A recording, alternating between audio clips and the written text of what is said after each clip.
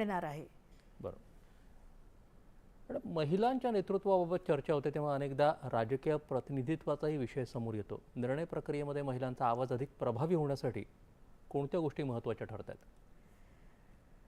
पहिलं तर आहे ना, काय माहिती आहे का, मानसिकता सगळ्या मुद्द्यांचा एक जो मूळ गाभा आहे ना, मानसिकता.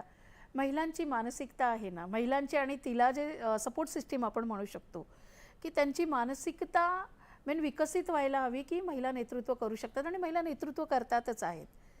याला मुख्यतः बळ आहे ना कायद्याने द्यायला पाहिजे. मगाशी सुद्धा मी म्हटलं की स्थानिक स्वराज्य संस्थांमध्ये 50% आरक्षण महिलांना मिळालं, पण 33% वरती ते अडलेलं आहे. मोदींच्या कारकिर्दीमध्ये कदाचित मिळेल, कदाचित ते खात्रीने पुढे मिळूही शकतं. कायद्याचं जर मिळालं तर राजकीय दृष्टी स्तरातून महिला स्वतःची जी कार्यप्रवीणता सिद्ध करू शकतात. त्यांना फक्त एक संधी मिळायला हवी. आणि कसं आहे ना, आपण नेहमी म्हणतो की शोषित वंचित घटकांना न्याय मिळाला पाहिजे किंवा अंत्योदय म्हणतो. तर आजही महिलांना नेतृत्व करायचं असतं, संधीही मिळते, पण संधी मिळाल्यानंतर जी सपोर्ट सिस्टीम असते ना ती तयार नसते.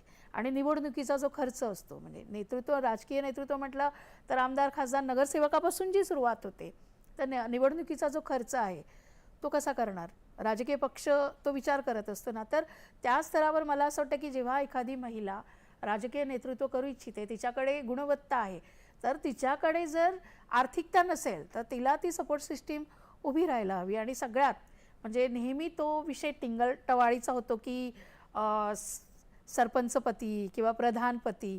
आता कसं आहे की महाराष्ट्र सरकारने यावरती बरोबर कारवाई केली आहे की एखादी महिला सरपंच असेल तर तिच्या पतीने ढवळाढवळ करू नये, याच्यासाठी चांगले कायदे केलेले आहेत, चांगले कारवाई केलेली आहे. पण तरीसुद्धा महिलांच्या निर्णय प्रक्रियेमध्ये कुणाचाही दबाव असू नये अशी मानसिकता तयार होण्याची खूप गरज आहे.